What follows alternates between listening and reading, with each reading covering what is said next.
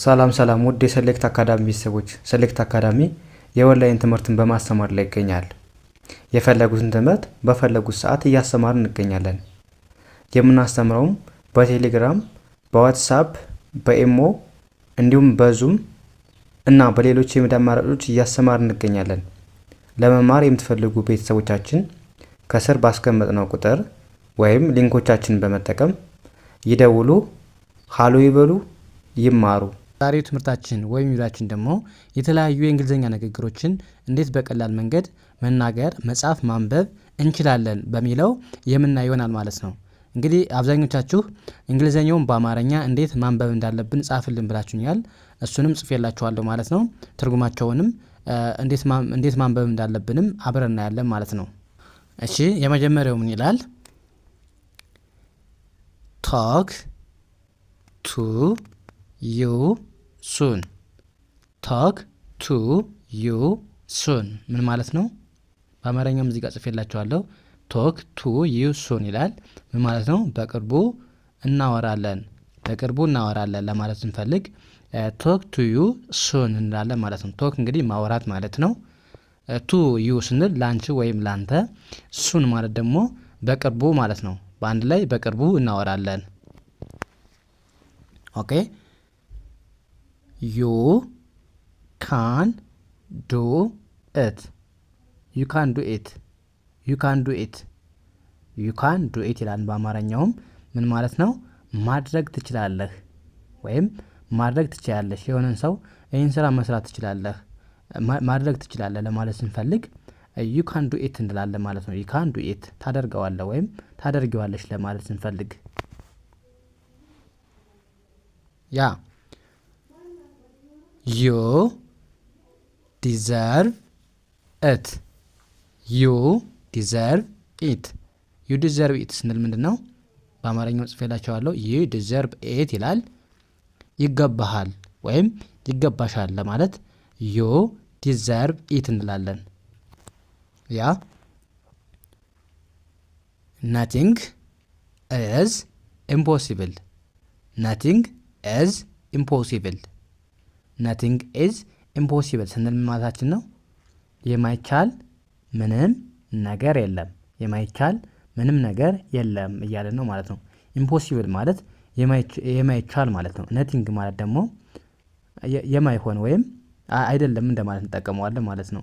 ስለዚህ ነቲንግ ማለት ልክ እንደ ኖት ነው። የማይቻል ምንም ነገር የለም ስንል ነቲንግ ኢዝ ኢምፖሲብል ምንም ማለት ነው። ነቲንግ አይ ዶንት ናው ዩ። አይ ዶንት ናው ዩ። አይ ዶንት ናው ዩ።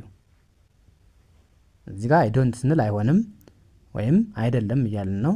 ናው ስንል ደግሞ ማወቅ፣ ዩ ማለት ደግሞ አንተ ወይም አንቺን።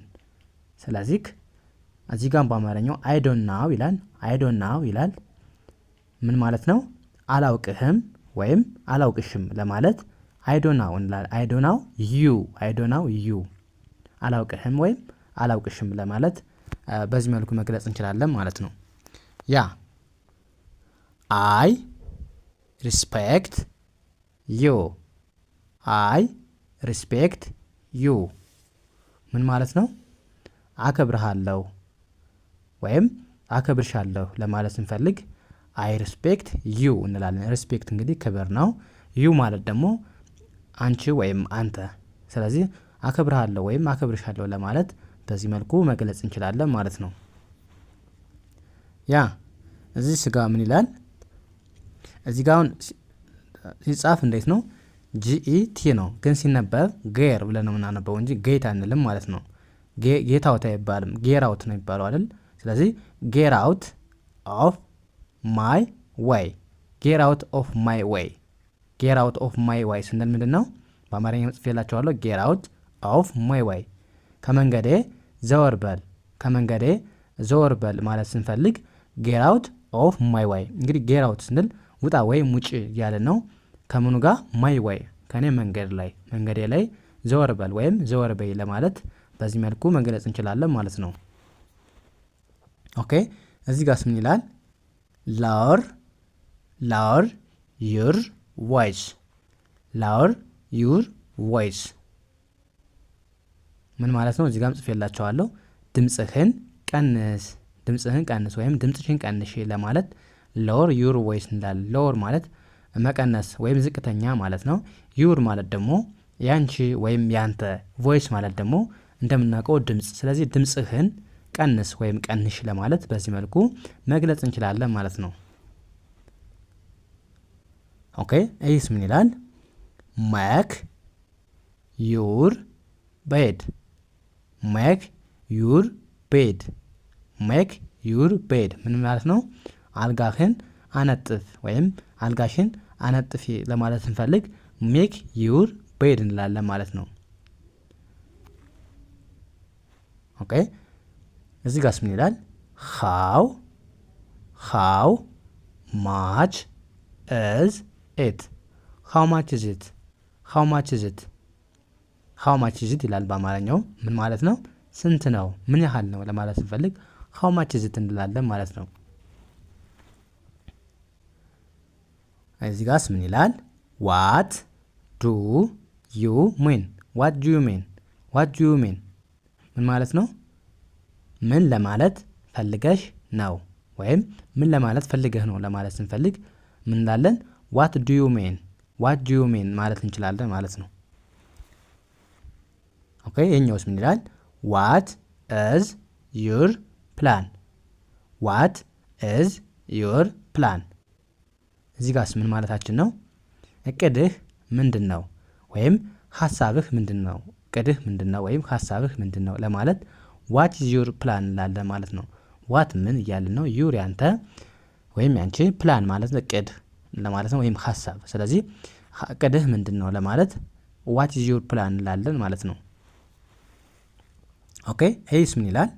ሃው ኢዝ ዩር ፋሚሊ ሃው ኢዝ ዩር ፋሚሊ እዚህ ጋር ምን ይላል? አሁንም ሃው ኢዝ ዩር ፋሚሊ ይላል። ምን ማለት ነው? ቤተሰብህ ወይም ቤተሰቦችህ እንዴት ናቸው? ቤተሰቦችሽ ማለት እንችላለን ለሴትም ለወንድም። ስለዚህ ሃው ኢዝ ዩር ፋሚሊ ስንል ቤተሰብህ እንዴት ነው ወይም ቤተሰቦችህ እንዴት ናቸው ለማለት እንጠቀመዋለን ማለት ነው። ሃው ማለት እንዴት ማለት ነው። ዩር ማለት ደግሞ ያንተ፣ ፋሚሊ ቤተሰብ። ስለዚህ ቤተሰቦችህ እንዴት ናቸው ወይም ቤተሰቦችሽ እንዴት ናቸው